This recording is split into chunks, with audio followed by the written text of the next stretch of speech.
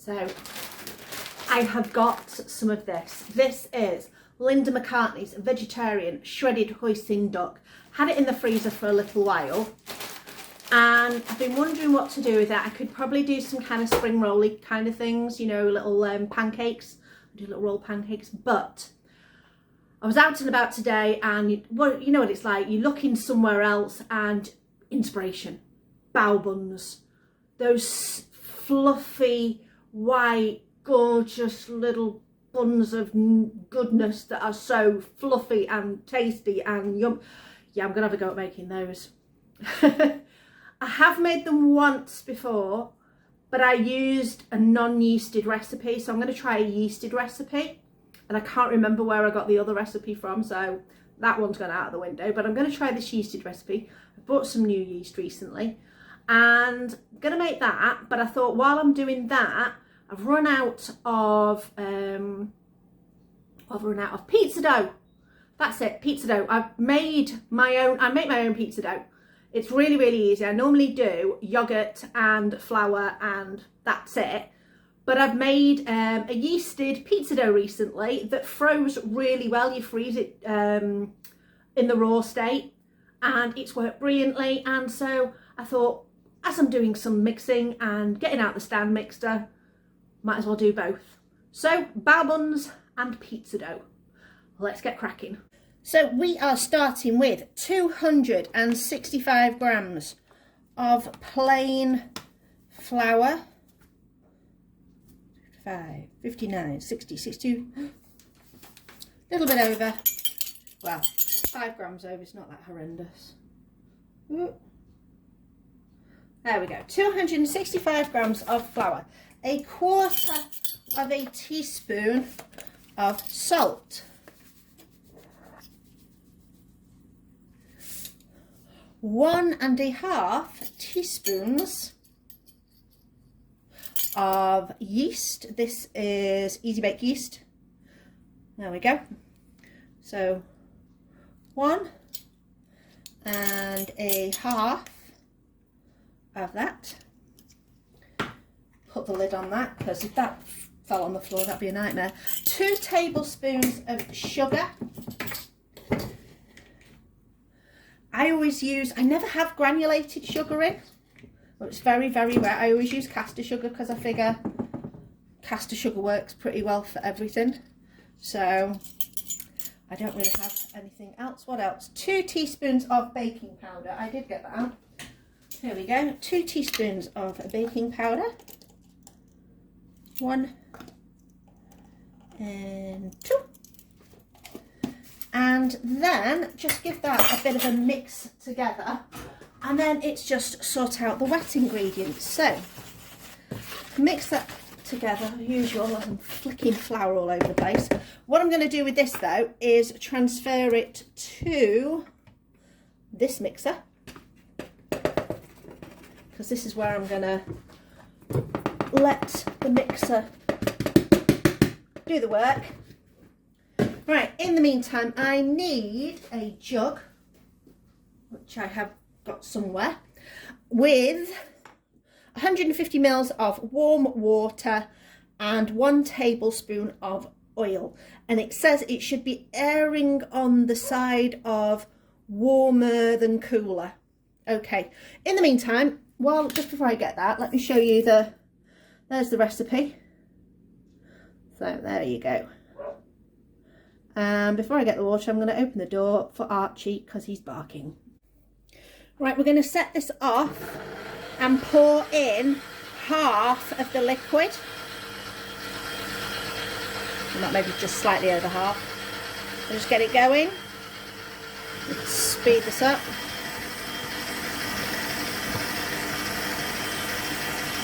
And then I'm going to go in with the rest. Make sure you get those last little drips out. And we're going to knead this until it is smooth. And it needs to be nice and elastic. I'll probably stop it part way, or in a second I think, just because it needs to bring down what's on the sides into the middle. There we go.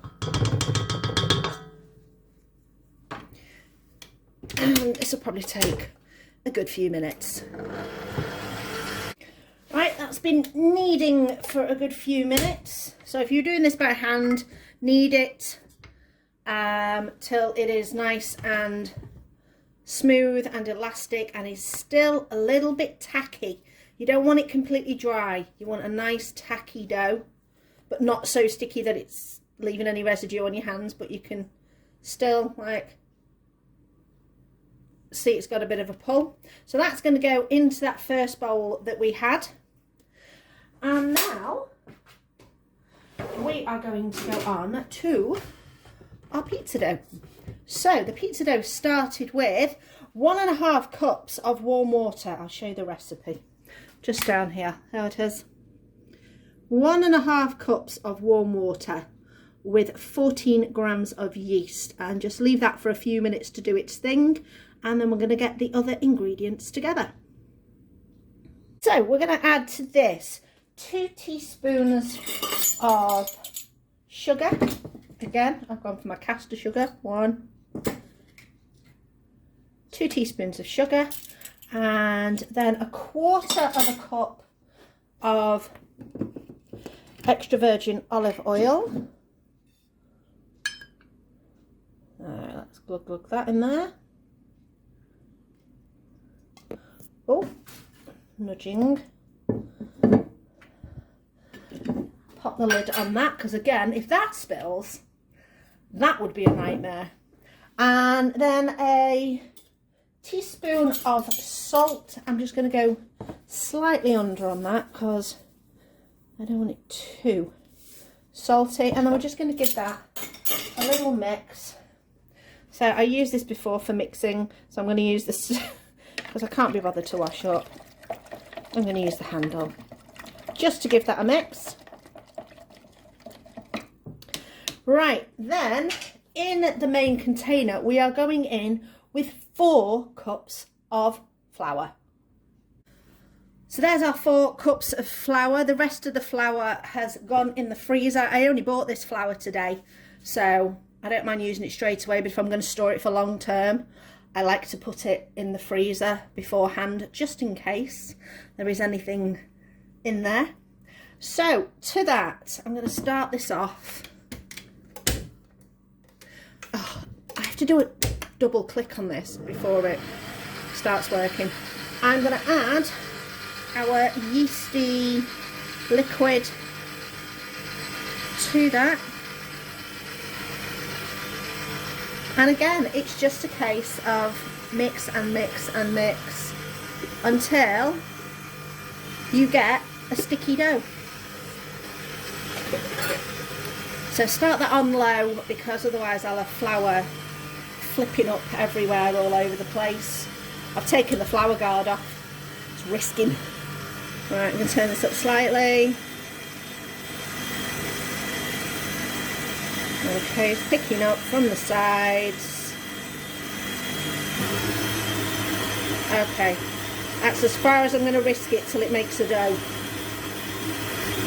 So it's starting to go into what I call the raggy stage, you know, when you get all those raggy bits of dough. Right, turn it up.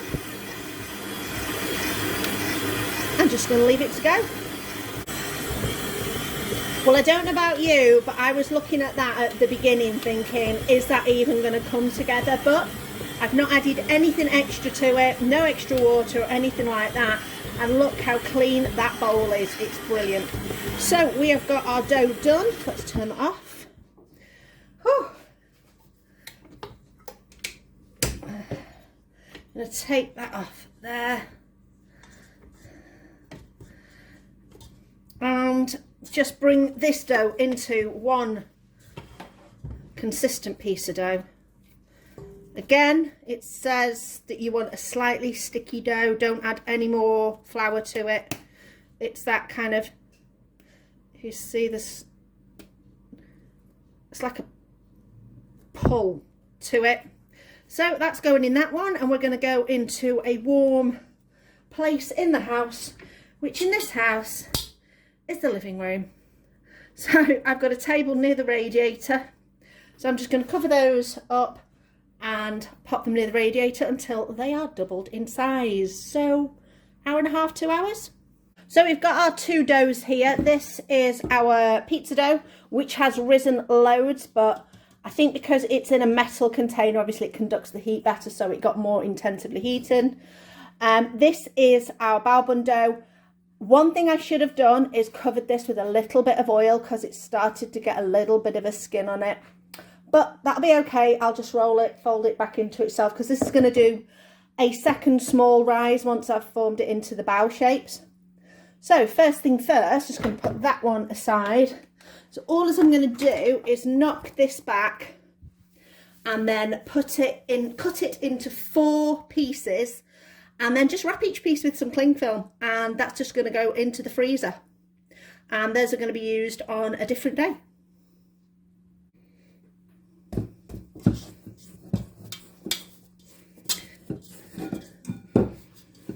Oh, you can tell this is a yeasted dough. It's got that lovely smell to it. So there we go. Look at that lovely stretch in there. So like I say, I'm just going to fold this in on itself and cut it into 4 and pop that in the freezer. So I'm just going to take this dough out, and oh, that's nice as well. Again, it's a shame about the little bit of stickiness, well, on top, but hopefully I should be able to, if I fold that back in on itself, it shouldn't, hopefully, affect the texture too much. So what I'm going to do now is I'm just going to cut these into pieces. I reckon I can get about 8 from this recipe, it said.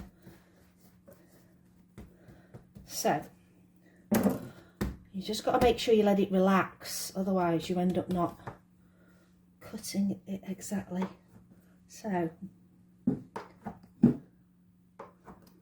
then each one in half.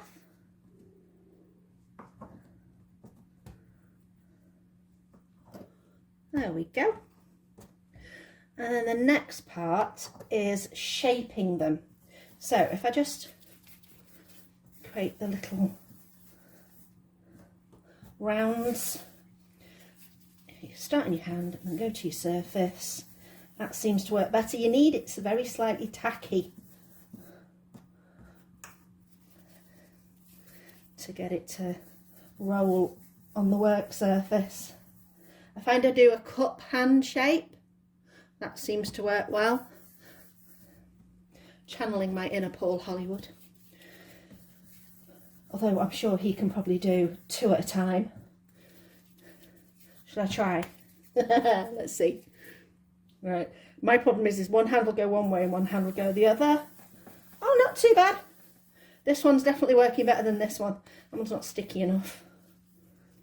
Try again. Oh, there we go.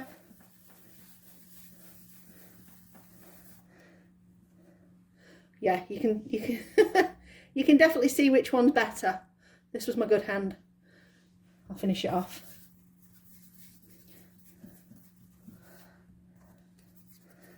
Right.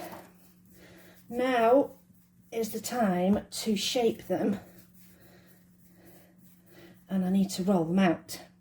So, just going to flour my rolling pin a little bit. I'm not sure whether I need to flour the work surface or not. Let's see how we do. So we want to create like a long shape like that. Then we're going to gently lift it up and just fold it on itself, but don't squash it down, so that it's just got that little gap there, if you can see. So I'm just going to put those on a board for now. So let's do the next one.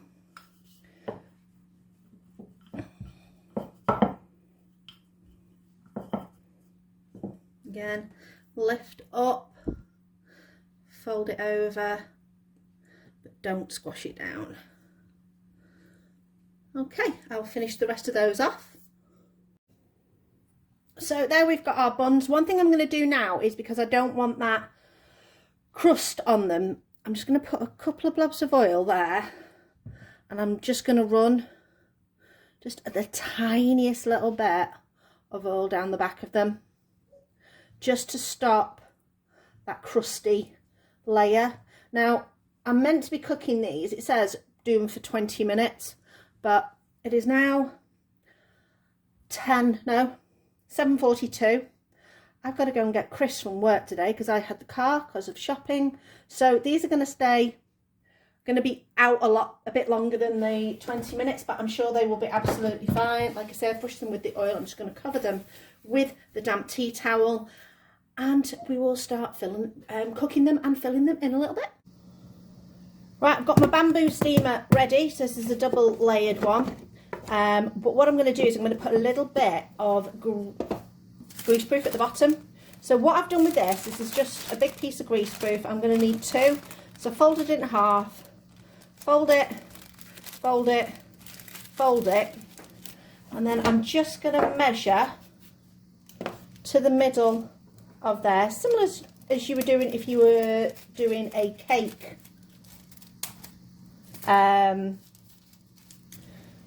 Inside for a cake tin, but this time this is where you get your Christmassy thing going. You remember when you make snowflakes at school? So basically the reason I do this is so that the steam can still come through really well, but you're still going to get some parchment that's going to protect the bottom of your bows. So there we go. Little bit of a random thing to do, but it does seem to work. There you go. So pop that one in. You can buy these already done, I believe, things like this. Right, so get rid of that. I'm going to put my little BAO buns on there. Hopefully I should be able to fit 4 in each one. 2, 3, 4.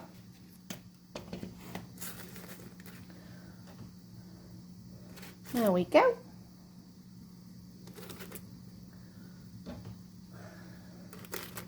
And I have got a wok with water in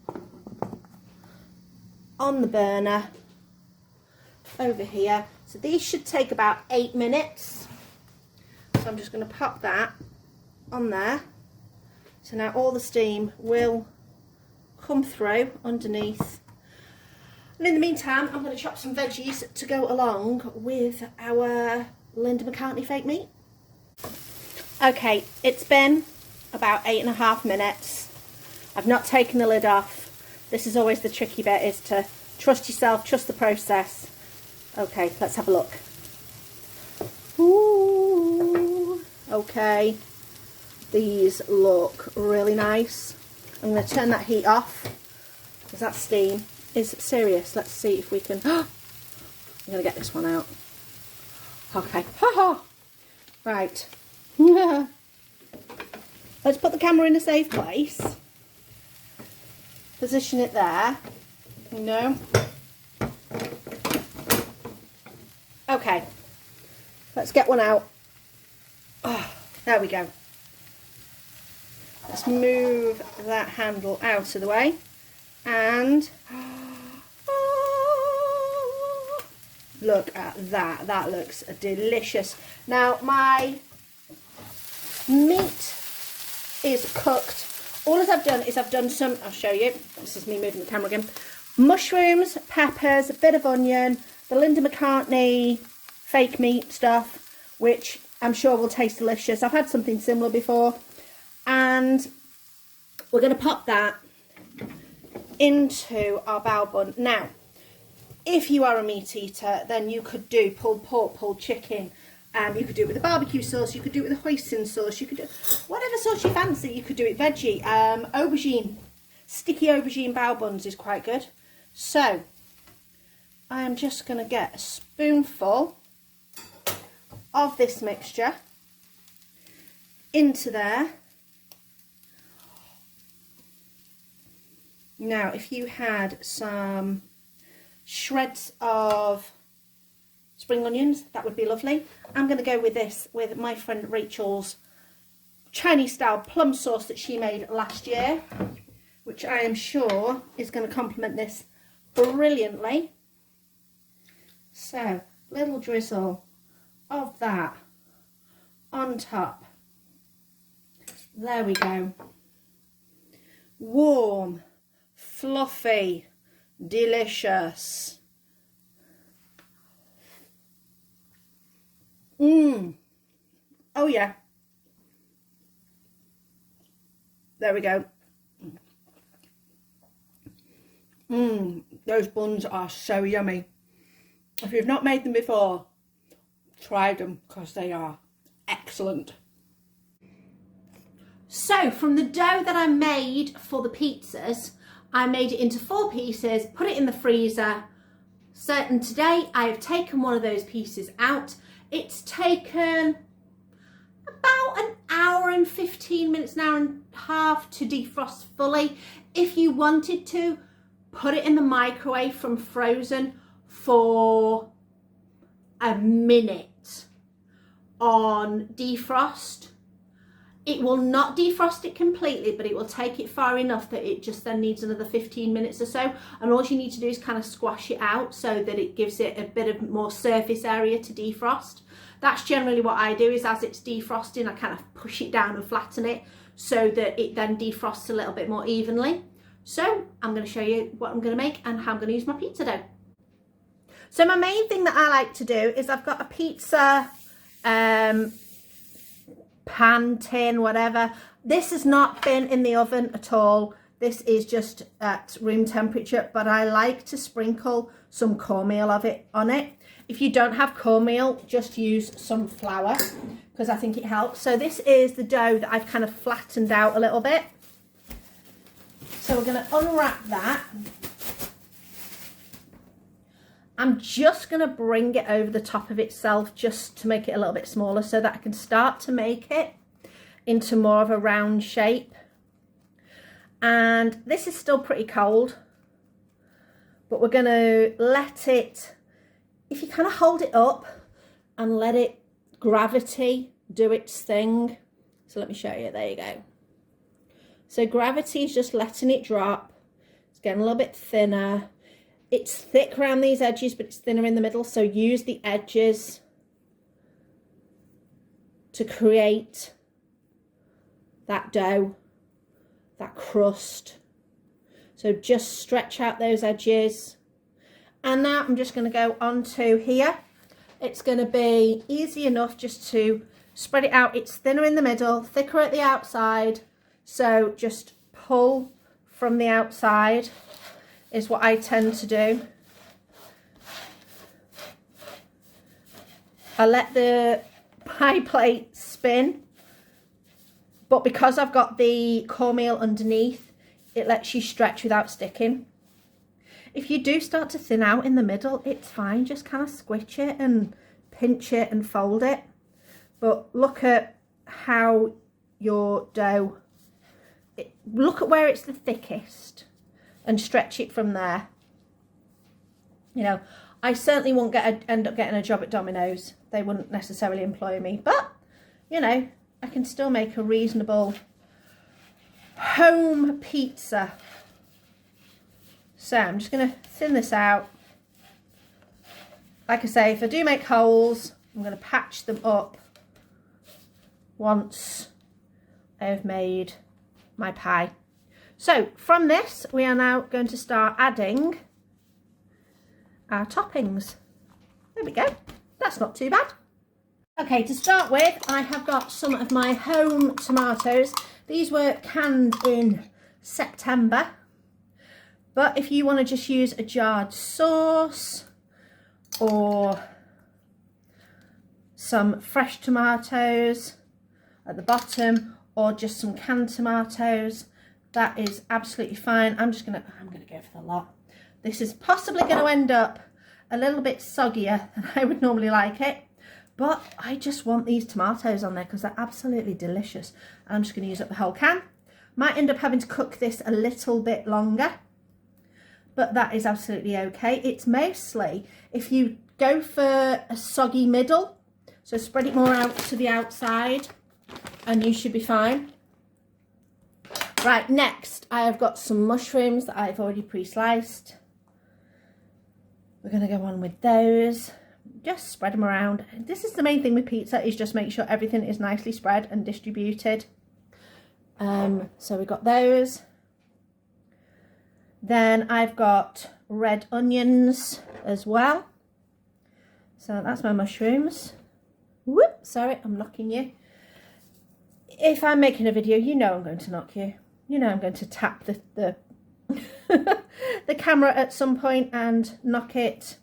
It's just part and parcel of how I end up doing things. So that is that. We have got some red onion, but use whatever, not red onion, red pepper, sorry. And use whatever peppers you fancy. Well, I mean, pizza's just whatever you want. I mean, my go-to years ago, don't tell me off, was mushroom, sweet corn, pineapple and extra cheese. Yes, I was the pineapple on pizza girl. Now, if you have seen my video from earlier, maybe 1 or 2 videos ago, maybe 2 videos ago, I made my own kimchi.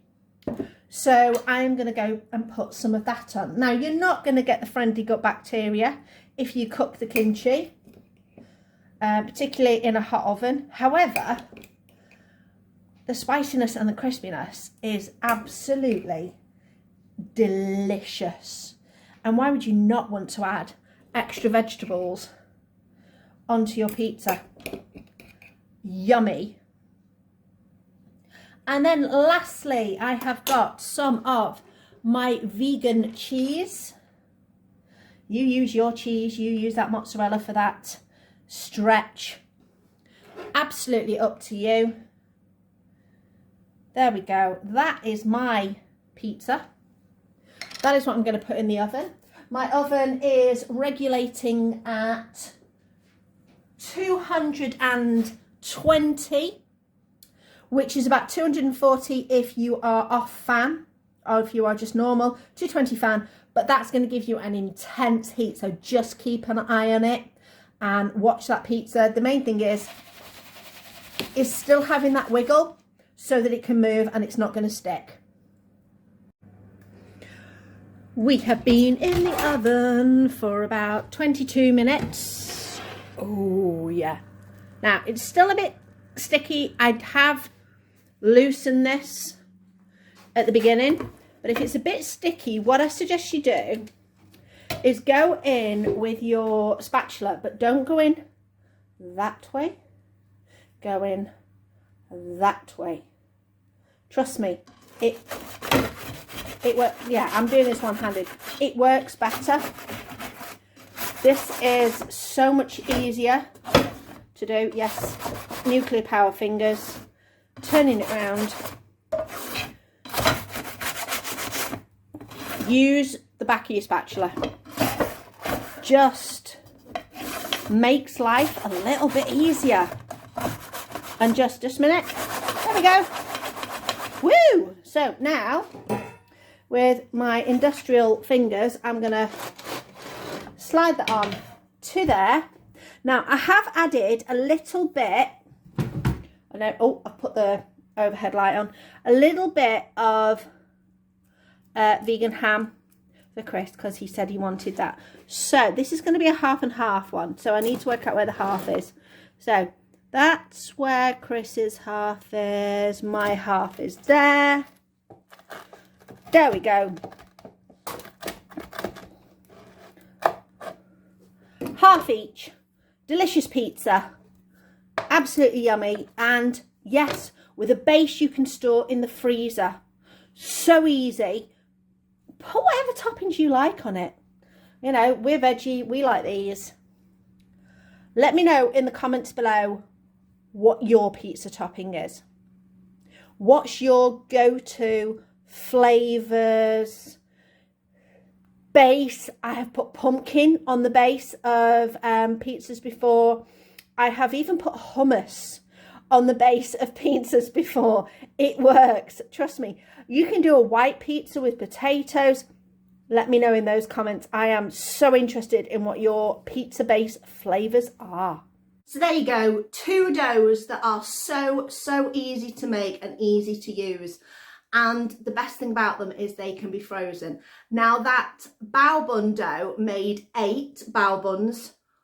2 bao buns each is plenty if you are having something on the side as well. We attempted to eat all 8 of them. Didn't quite work. We were absolutely stuffed. You don't need that many because they look so small, but they are really filling and really satisfying. So next time we make them, we're going to have 2 each, something on the side, because we didn't have anything on the side with these, we just had the bao buns, and the rest of them are going to go in the freezer in the raw stage. That's the easiest thing about these, is freeze them at the raw stage and they will work brilliantly. I hope you enjoyed watching me do my yeasted dough recipes. Thank you for watching. Let me know in the comments below what things you like to make using yeasted dough. Don't even get me started on sourdough, making my own sourdough starters. I have killed 2 in the past. I just can't seem to get it to the right stage. Any advice? I would love some, because sourdough tastes amazing. Sourdough bread is so lovely. Anyway, thank you for watching and I'll see you next time.